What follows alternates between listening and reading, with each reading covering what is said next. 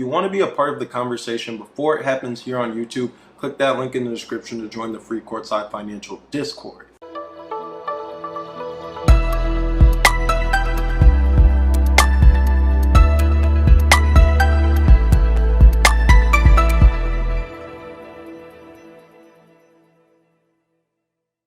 What's going on, everyone? Welcome to Weekend Recap on the Courtside Financial Podcast, a segment where we bring you a compilation of everything that went down throughout the week from a stories perspective.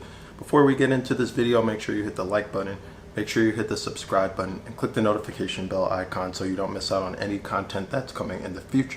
Now, if you've been following the headlines, you've probably heard about Elon Musk's firm's stance against using LiDAR in for Teslas. The Tesla CEO believes that a car with autonomous driving capabilities should rely on cameras as its eyes rather than something like LiDAR. Now, when Elon Musk initially took this stance, LiDAR sensors were very cost prohibitive at the time.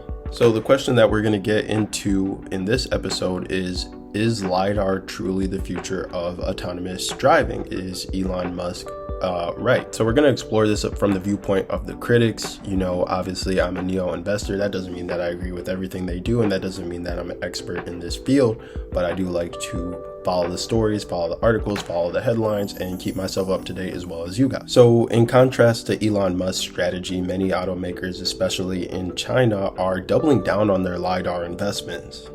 They argue that LiDAR provides an added layer of safety and redundancy, particularly in challenging conditions like heavy rain or snow. So who's got it right? Let's take a step back and consider both sides of the argument. On the one hand, you have the cost-conscious new energy vehicle manufacturers in China. They're looking to trim expenses and improve their bottom line. Like I said earlier in the video, LiDAR used to be a luxury item, but with falling prices, many are reassessing its necessity. On the other hand, there are those that argue that LiDAR is essential, especially in urban driving scenarios where a vision-based driving system like the one that Tesla is offering could potentially fall short. It's like a safety net, providing a backup system for when or if the cameras struggle to see clearly. The debate extends beyond the realm of car manufacturers and into the realm of LiDAR manufacturers themselves. There's companies in China that have seen explosive growth, but their profits are lagging far behind. The LiDAR market in itself is marked by price wars and uncertainty, as even industry giants like Bosch and Pioneer have retreated from LiDAR development. But there's another wrinkle to this story, which is the lower cost alternatives. Consider Tesla's use of the 4D millimeter wave radar and DJI Automotive's foray into vision-based systems as well. These could be disruptors and disrupt the LiDAR market even further. These alternatives promise similar capabilities at a fraction of the cost. So what's the future for LiDAR? Will it find a way to thrive or become a thing of the past? The industry's fate seems to hang in the balance, as AD is one of the pillars of innovation that we're kind of aiming towards when it comes to the future of mobility as far as cars. This is a field where there's going to be an emergence of new technologies and obviously an emergence of consumer preferences as well. As an investor, I feel it's important to keep a watchful eye on all the developments. The battle between vision-based systems and LiDAR isn't just a technological debate. It's a financial one as well, with far-reaching consequences. Imagine this scenario. You're in the market for a new NIO vehicle, but you've heard about the infamous wait times, and that's kind of serving as a deterrent. You're not sure if you can wait for months to get your hands on your dream car. You're not even sure if you can wait for months to get your hands on a car. Well, guess what? Things might be changing now in your favor. Today we're discussing the recent news that NIO vehicles are seeing shorter lead times. Half of them are now available for delivery in just 2 to 3 weeks. This development brings up a fundamental question. What does it mean when a company reduces its lead times, delivery times significantly like this? NIO is currently offering a diverse lineup of products: the ET7, the ET5, the EC6, the ES8, the ES6, ET5, did I say that already?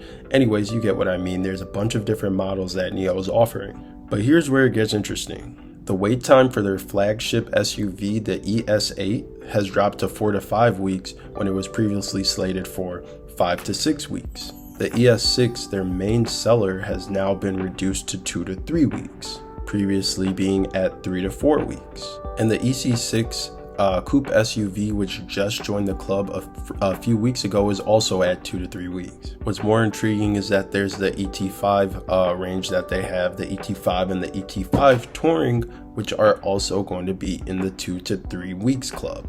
That means that out of the 8 models that NIO has, 4 of them can be delivered in 2 to 3 weeks. And guess what? These 4 models are the lowest price options that NIO has in the lineup. Not only the lowest price options, but the backbone of their sales. But let's not forget that NIO delivered 19,329 vehicles in August alone. This was with the ES6, the ET5, the ET5 Touring, and the EC6 contributing to 82% of those deliveries. So what happens when these more popular models become more readily available? It's a positive signal for consumers, but it also raises questions about supply chain. Now, one anonymous poster suggests that it's all about supply and demand. They say if demand isn't shrinking, then shorter wait times must be due to adjustments that needed to be made on the supply side. And that's a compelling perspective. It leads us to ponder the intricacies of NIO's production and whether these changes are a result of strategic thinking or perhaps a response to external factors. As we wrap up today's discussion, I encourage you guys, the listeners, to think about the broader implications of this news. What does it say about NIO? What does it say about the electric vehicle market right now? What does it signal for NIO's future? So, story number 1, as I said, revolves around NIO, the Chinese electric vehicle powerhouse. They just achieved their 30 millionth battery swapping service complete, and this achievement is nothing short of remarkable. Imagine this, guys. NIO completes over 60,000 battery swaps per day, with the vehicle getting a fully charged battery from their battery swapping service in allegedly just 1.4 seconds. It's not just about the numbers, it's about the convenience and efficiency that this brings to electric vehicle owners. Now here's the thought-provoking part. In the beginning, so many were skeptical about battery swapping services. It took time for this concept to gain widespread acceptance. But look at where we are now. 30 million swaps later. It's a testament to how innovative ideas can transform industries and change consumer behavior. But what's more interesting is how NIO plans to leverage this success. They aim to add 1,000 brand new battery swap stations in China this year, bringing the total to 2,300 battery swap stations in China. But why such aggressive infrastructure growth? Well, NIO's founder and their president have such a vision for the company. They want the battery swap stations to function as showrooms in less developed cities. It's a fascinating blend of innovation and customer engagement, wouldn't you agree?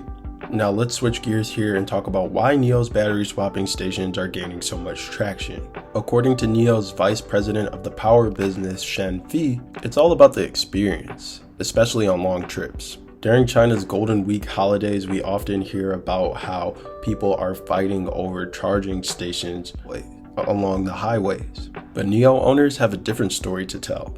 The average time it takes for a NIO owner to get a fully charged battery is just under 10 minutes. That's remarkably quick and hassle-free.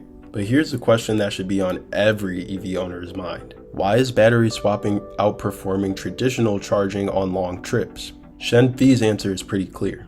It saves time. It's a game changer for long distance travel. And as we all know, time is the most precious commodity. So everyone, I want you to ponder this question. In a world where time is the most precious commodity, could battery swapping be the future of electric vehicles? The rumors are swirling around and the reports are pointing to a significant change in the EV landscape. The rumors are stating that CATL, the Chinese battery power giant, may be reducing the cost of its batteries for these two companies, NIO and Zeekr. But what's driving this rumor and why does it matter? Well, it all seems to revolve around one key factor, the price of lithium carbonate, which is a crucial raw material for making batteries. As the price of this component continues to fall, CATL might be making concessions to its customers. And that includes customers like NIO and Zeekr, and the potential ripple effect of this might be profound. According to NIO CEO William Li, every 50,000 RMB drop in the price of lithium carbonate can lead to a 1.5% increase in gross margin. Now let's think about that. The price of a single component can have a direct impact on the company's bottom line. That's great to hear that prices are going down then, right? Especially considering that the battery is the most expensive part of an electric vehicle. It's a reminder of how intricately connected the EV industry is to the global supply chain. Nothing happens in a vacuum, and it showcases the ripple effects that even a small change can have. What's intriguing here is that CATL's move isn't just about company-specific negotiation. It might be sending a message to the entire EV industry that battery prices are on the decline and they're up for negotiation. A Weibo blogger with a significant following even pointing this out, stating that companies should take notice of something like this. Now, as we mentioned earlier, the cost of lithium carbonate has been a roller coaster ride. It surged to unprecedented levels in 2022, dramatically affecting EV makers' earnings. As I mentioned, the battery is the most expensive part of an electric vehicle. It accounts for 30 to 40% of the cost. So when lithium carbonate, those prices soar, it directly affects a company like NIO. NIO's chairman and CEO William Li also pointed out that every 100,000 RMB increase in lithium is going to have a negative 2% effect on margins. But the good news for NIO is that with the falling prices, there's room for improvement. Like I said earlier, every 50,000 RMB decrease is roughly, according to William Li, going to help out by 1.5% in the margins. Lower battery costs are precisely what NIO needs to strengthen its financial position. The company's gross margin fell from 1.5% in the first quarter to 1% in the second quarter. The decline compared to the same period last year is due to product mix and lower unit battery costs. But this potential concession from CATL could breathe new life into NIO's financial position. The broader picture here is a testament to the intricacies of the EV industry. It's a reminder that a seemingly small fluctuation can have big impact. It's a story of adaptability, innovation, and resilience amongst the changing market dynamic. Last week, we celebrated China's Golden Week holiday, and the EV market saw some fascinating shifts in terms of electric vehicle registrations. It's a compelling reminder of how intertwined the electric vehicle industry has become with technology and geopolitics. The numbers tell a captivating story. Li Auto, a rising star in the EV industry, dominated the week ending October 8th with 6,900 registrations, reaffirming its position as China's top new car maker. But it's essential to note that Li Auto didn't provide the exact methodology behind these registrations. However, they are insurance registrations reflecting the growing transparency in this space. They had suspended sharing their data earlier this year, but have since resumed, signaling confidence in performance. Li Auto set its sights on a bold target for October, 40,000 monthly deliveries. This comes off the heels of an impressive September where they delivered 36,060 vehicles, and that marks a 212.72% increase year over year and a 3.28% uptick from August. Now let's talk about NIO. The week ending October 8, NIO saw 1,300 insurance registrations for NIO vehicles in China. But here's where it gets intriguing. This marked a 70.45% drop from the previous week's 4,400 registrations. It's unclear why NIO also used the holiday season for production line adjustments, but what we do know is that NIO witnessed a reduction in wait times for most of its models. This points towards a potential efficiency boost in their manufacturing process. In September, NIO delivered 15,641 vehicles, and that's a slight dip from August, but a robust 43.79% increase compared to the same month last year. This shows resilience and growth potential of the EV industry, even in the face of certain fluctuations. XPeng, on the other hand, another prominent player in the Chinese EV market, also registered 1,300 insurance registrations during the same week, marking a 71.11% increase from the previous week's 4,500 registrations. This comes at a time when XPeng is expanding its offerings, having recently launched the new G9 and the 2024 XPeng P5. These models have generated a considerable amount of interest, as indicated by more than 15,000 firm orders in just 15 days. Now, what's thought-provoking here is how BYD, a well-established name in the Chinese new energy vehicle industry, has fared. Despite a nearly 18% drop in registrations, they still managed to sell a substantial 287,454 new energy vehicles in September, marking their 8th consecutive increase. However, their premium brand Denza witnessed a more than significant drop in registrations, down by 55.17%, showing that market dynamics can be quite different for various segments within the EV industry. Lastly, we take note of Neta, which saw a dramatic drop of 77.5% in registrations from the previous week. This stark contrast raises questions about the competitive landscape and consumer preferences within the Chinese EV market. These numbers come with a backdrop of evolving strategies, technological advancements, and geopolitical influences. They remind us of the ever-changing nature of this dynamic industry and the need for investors and enthusiasts to stay vigilant and adaptable on this electrifying journey. Xiaomi, the tech giant, has truly turned heads with their bold venture into the automotive industry. What's truly captivating is their decision to pursue pure electric vehicles and also range extended vehicles at the same time. This is a two-pronged approach. They're not really focusing on one or the other at the moment.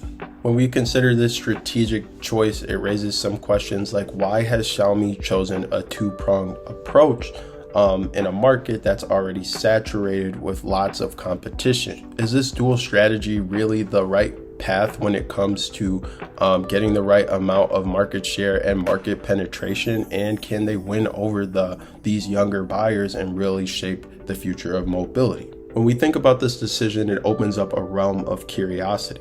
The news surrounding Xiaomi Motors has been buzzing, and there's no shortage of excitement as well as skepticism. They've opened up positions for range extended system design, fuel system engineering, and more. But what's driving Xiaomi's move to get into range extended technology? It's no secret that Xiaomi Motors faces formidable competition. There's early entrants already exploring the pure electric side of things as well as the range extended side of things. So can Xiaomi catch up and secure its spot as a prominent player? One intriguing factor is Xiaomi's experience in smartphones. Can they leverage their background to give themselves an edge as far as interconnectivity? I mean, we see NIO making a NIO phone, and that's what it's all about, the interconnectivity, the ecosystem of things. Will this open up new possibilities for Xiaomi to set themselves aside from the pack? As we approach the year 2024, Xiaomi Motors has promised to unveil its first product. The stage is clearly set for an epic showdown. Xiaomi, amongst established legacy automakers and emerging newcomers, will need to bring their A game to succeed in this arena. In this rapidly changing landscape, I want you to consider, what are the odds of Xiaomi actually bringing a very strong product to the market and becoming a threat to a lot of these car companies out right now because of all the technology that's already proprietary to them? The answer to this question could have far-reaching implications for both Xiaomi and the entire electric vehicle market. This isn't just a tale about automobiles. It's a narrative that could rewrite the history of an entire industry. It's a pivotal moment that should spark some serious contemplation about how things are being done today and where they're going to be tomorrow. On the 5th of September, at the Munich Motor Show, they unveiled their curtains with an attention-grabbing headline. That headline was, "Why is IAA becoming the China show?" Nearly 50 Chinese companies descended on this global stage with a vision so ambitious that it was hard for the world to ignore. They all were seeking to redefine the landscape of European automotive collaboration. So what's at stake here? Well, it's the disquieting feeling that European automakers could be falling behind in comparison to Chinese car makers. And everyone talks about European engineering and European cars. Well, the status symbol of that might go away in the near future. The pivotal moment that got everyone talking came from Renault's CEO, Luca de Meo, as he made a candid admission. Chinese electric car manufacturers are one step ahead of European car manufacturers. Those are powerful words that should make you sit up and take notice.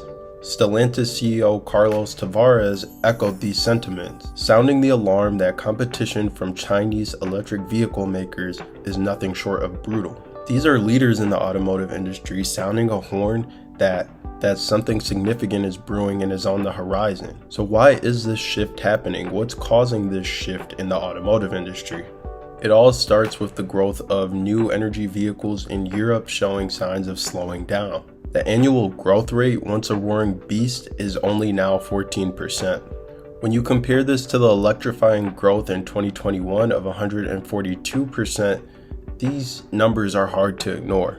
So what's the primary reason for this slowdown? The reduction of subsidies for new energy vehicles and the relentless surge in raw material prices. European companies, in a bid to protect their bottom line, have opted to raise prices. But here's the twist: more and more Europeans are finding electric vehicles financially out of reach. But here's where it gets fascinating.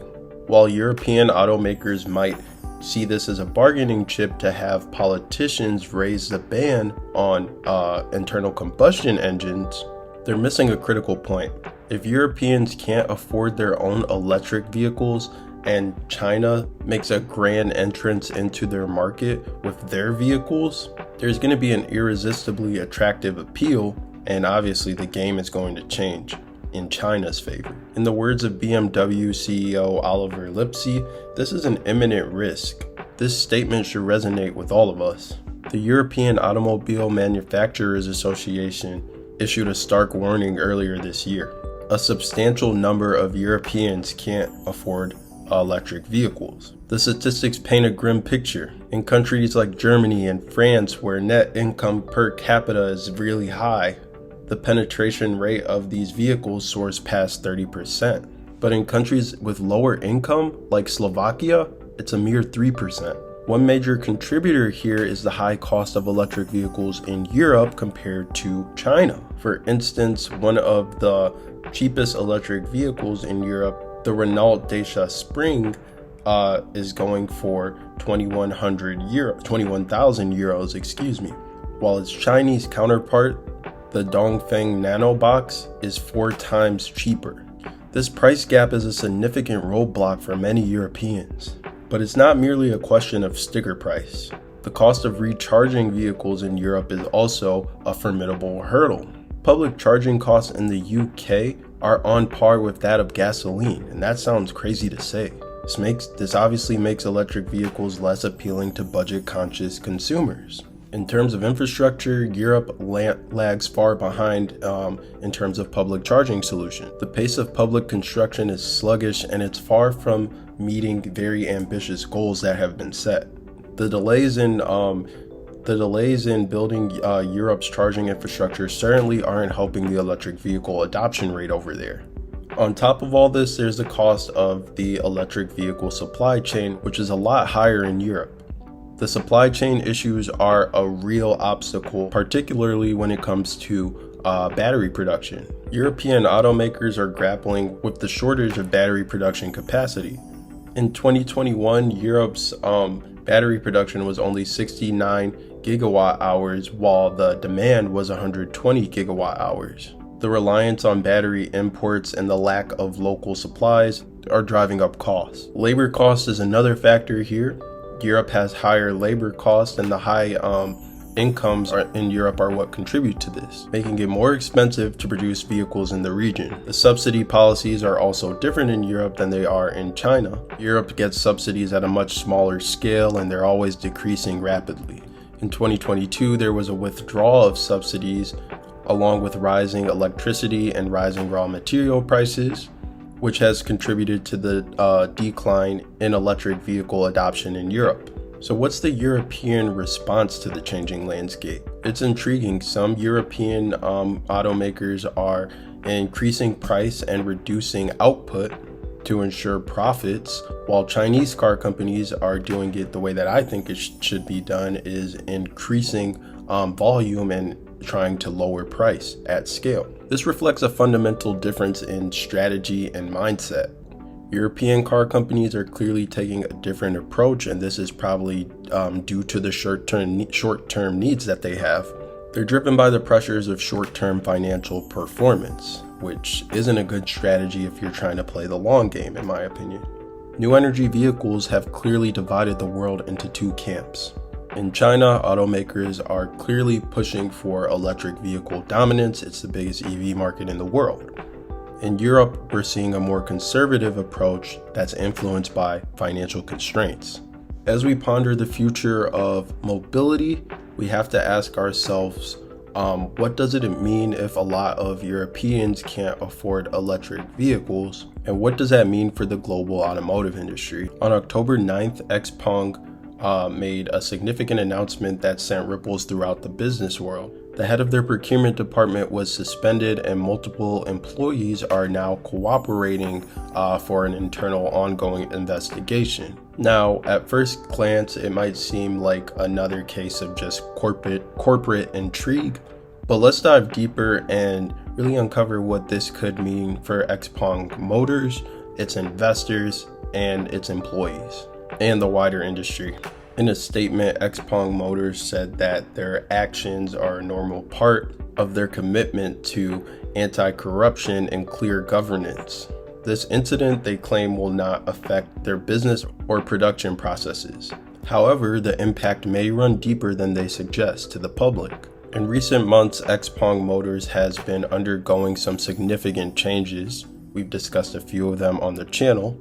They're spearheaded by Wang Fengying, who was appointed the president, and her appointment marked a crucial turning point for the company. She's known as the quote-unquote Iron Lady in the automotive industry in China. She brought with her 30 years of experience from Great Wall Motors, a company who predominantly focused on ICE vehicles. Under her leadership, XPeng went through a series of reforms, including budget cuts and crackdowns on corruption. In a move that made headlines, some employees were even taken away by the police for investigation, and this is connected to supplier contract issues. This signals a profound shift in culture and ethics within the company, though it's essential to consider the broader context here. XPeng Motors is navigating a challenging phase. In 2022, they experienced a significant setback in sales. They only delivered 120,000 vehicles throughout the year. This figure not only lags behind competitors like Li Auto and NIO, but they also failed to meet their sales targets. Problems with order deliveries for their P7i and their G6 were rooted in supply chain issues.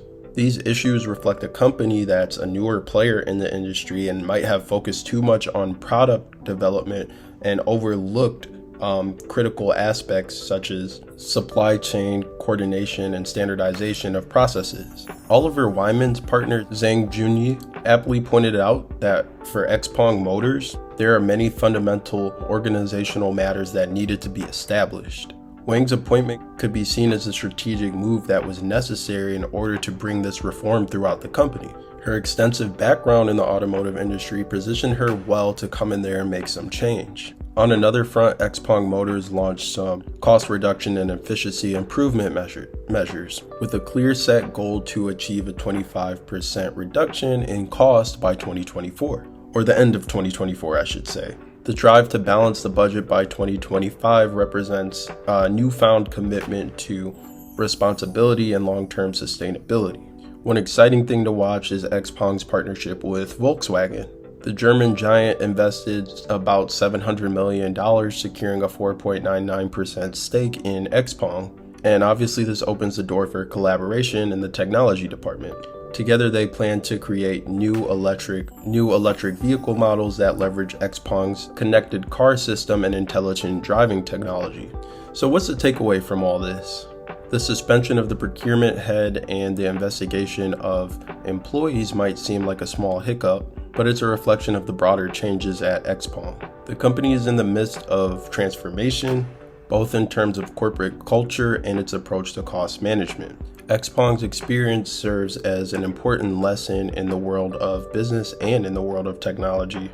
Even companies in the headlines or spotlight for their innovation and cutting-edge technology must maintain a good business foundation in order to be sustainable. Success hinges on many different things, and sometimes it can come in the form of partnerships. The incident with XPeng Motors is a reminder that every business, no matter how great the technology, must stay committed to sound business principles. It's a story that challenges us to consider the delicate balance between growth and sustainability, and also having a sense of realism.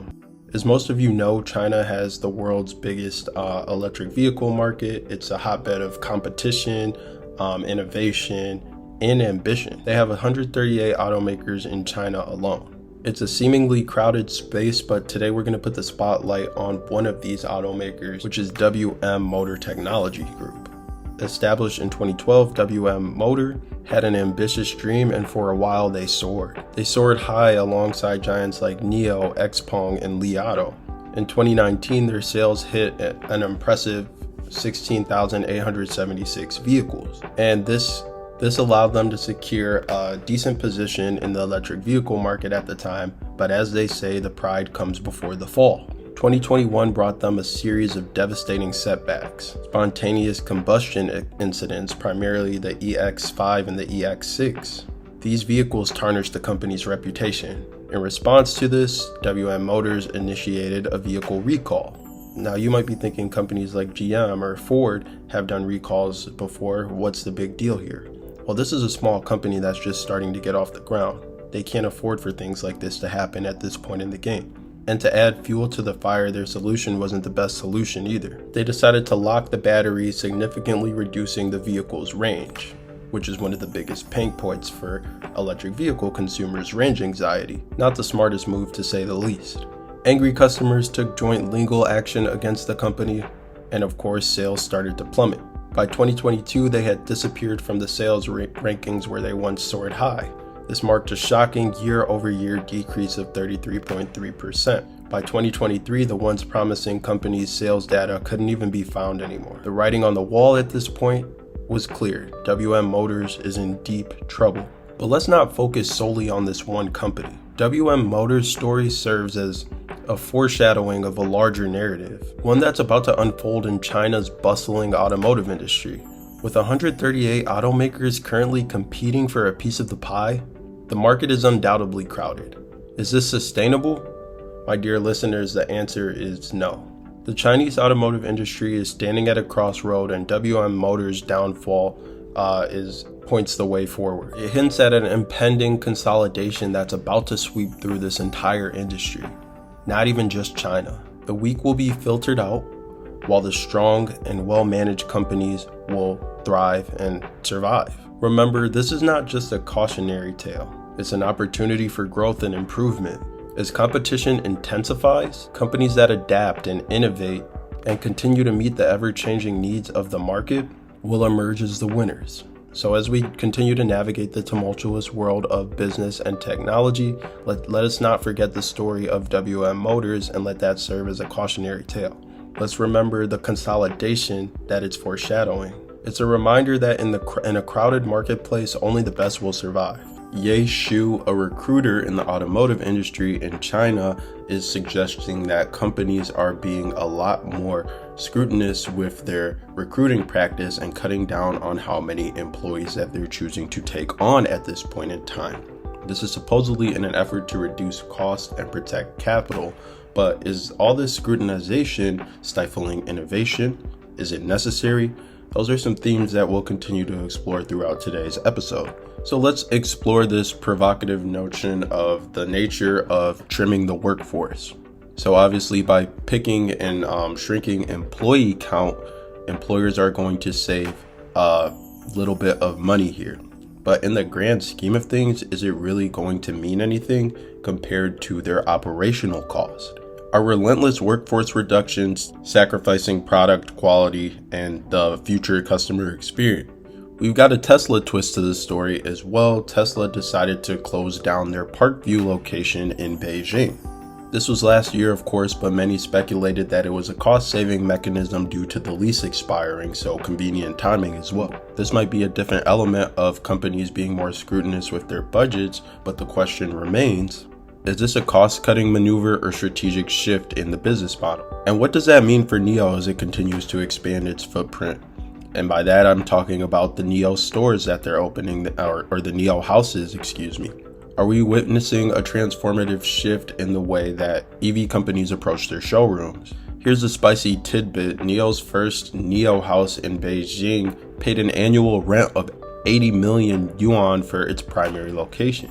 But the costs don't even stop there. Even in primary shopping malls, when you're thinking about the greater industry, the cost for automakers to have a store is substantial. Is this spending justifiable, or should NIO consider alternatives to showcase its products? And how will this impact our investments as NIO supporters with all of the cash burn? These type of stores have been a go-to choice for automakers due to their advertising appeal. Founder of XPeng Motors, which we talked about yesterday, that filed for bankruptcy, said that probably half the cost of these supermarket stores is spent on advertising. But in times of austerity like this, should new car companies reevaluate their advertising strategies? How can they maintain a powerful presence while keeping a watchful eye on their budgets is the question. We talked about this yesterday as well, but a new trend is emerging when we talked about XPeng, which is gradually phasing out of the inefficiently operated stores that they have. Is this a sign that traditional showroom models are no longer sustainable for the new automobile market? NIO's not one to be left behind in the race for change. It's considering keeping things like the NIO house, but also planning a quote-unquote large showroom store, which we just mentioned is pretty expensive. So we do have to ask, is this a smart move considering the number of new models that NIO has released? We got to think to ourselves the consequences of doing and not doing. How will this affect brand image, and then how will it also in turn affect financials? In addition, NIO's sales staff is getting a major overhaul. There's a notable increase in the amount of employees that have been eliminated. Salespeople obviously have to meet higher targets for test drives and app registrations. Inputs and outputs is all what it's about. With budgets being super tight right now and pretty much all car companies keeping a watchful eye over their budgets, it leads us to ask the question, how will these things affect NIO's customer service and product information? I mean, even BYD, who sold $2 million worth of cars in only the first 9 months of 2023, isn't in a rush to go out there and just be loose with their money. They're also doing these things as well. Car companies being tight with their budgets is putting suppliers in a pinch. Car companies are demanding cheaper prices from suppliers, and a lot of suppliers are finding themselves in a challenging situation right now. And so it's kind of like a trickle-down effect. So suppliers are also looking for their own ways to cut costs in their businesses as well. So for the entire automotive industry, you have to ask yourself, do you draw the line between cost cutting and quality products? How far will suppliers go to cut costs? As we say every day, it's an ever-evolving landscape, and the entire industry is having to roll with the punches at a breakneck pace. As a NIO investor, I'm not just an observer, but I'm a participant in this. In a surprising turn of events, an insurance company in China, Huiding Insurance Brokers Company, has morphed into NIO Insurance Brokers. This was a move that piqued the interest of many. Dong Hao, a seasoned industry expert, has suggested that this shift is indicative of NIO's move into the insurance game. But why are electric vehicle companies like NIO making this bold leap into insurance? That's what we're going to explore in today's video. One expert says, compared with traditional finance, insurance companies, new energy car companies have entered the new energy car insurance market and have more advantages in vehicle damage assessment and premium estimation. It seems that car companies have the upper hand when it comes to appraising vehicle damages and estimating premiums. It's not just about insurance either, it's about a lucrative after-car ecosystem. NIO isn't the only player venturing into insurance. There's also Tesla, XPeng, BYD, and Li Auto. Another expert says that car companies entering the insurance industry are actually bundling certain interests with users. For car companies, they can better maintain their user base and increase customer stickiness. The strategy is simple. Car insurance is often the first touch point a user has after purchasing a new car. It's a gateway to building long-lasting relationships with their customers. But where does NIO fit into this picture? NIO may not have launched their own insurance yet, but they're crafting unique strategies and service packages that go well beyond traditional car insurance. These packages are tailored to enhance the user experience, offering packages like worry-free spray painting, scooters, and even errands. It's a clear differentiator in a competitive market. A NIO car owner says that the cost of NIO's worry-free services are 12,100 yuan, but it can include free spray painting 6 times a year, a scooter during vehicle maintenance, and several NIO rights. Convenience and personalized service seem to be at the forefront of NIO's strategy, but there's still more to the story here. Although NIO has yet to launch their own insurance product, their intentions are clear. In January 2022, NIO established NIO Insurance Brokerage Company Limited with a registered capital of 50 million yuan. Yet this company was deregistered in March 2023, raising some questions about their plans. Some argue that the holdup was because of regulatory-based issues, and so to streamline everything and avoid those, NIO chose to go with an acquisition strategy, which is what we talked about at the beginning of this video. The name change was a significant move in that direction. So how does this name change tie into NIO's Grand Master Plan?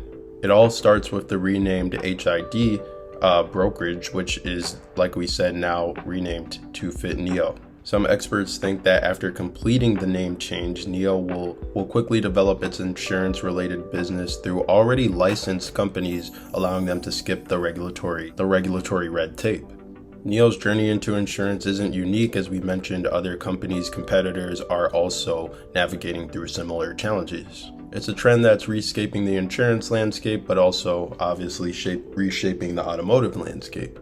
Even so, consumers do have their reservations. Some consumers prefer to choose large, established insurance companies over going with these newer ones that these new energy vehicle makers are starting to create. Trust, reliability, and brand reputation are paramount, and so the idea of car companies offering their own insurance is kind of met with a little bit of skepticism. After all, car companies are new to the insurance field, and many things with these companies are still immature in their own rights. Tesla CEO Elon Musk, who obviously has Tesla insurance, has said that insurance will become Tesla's main product, and the insurance business value will account for 30 to 40% of the vehicle business value. By 2030, there's expected to be hundreds of billions of yuan worth of market value in this market, so there's definitely lots of opportunity here. Car companies obviously see this as an opportunity to establish a complete ecosystem. So car companies are certainly entering a market that's lucrative yet demanding. That's going to be it for this episode of Week in Recap for the Courtside Financial Podcast. If you found any of this information valuable, make sure you hit the like button, make sure you hit the subscribe button, and definitely leave a comment down below. Genuinely interested in hearing what you guys think about this new style of videos that we're doing. Anyways, that's going to be it. I'll catch you guys next time.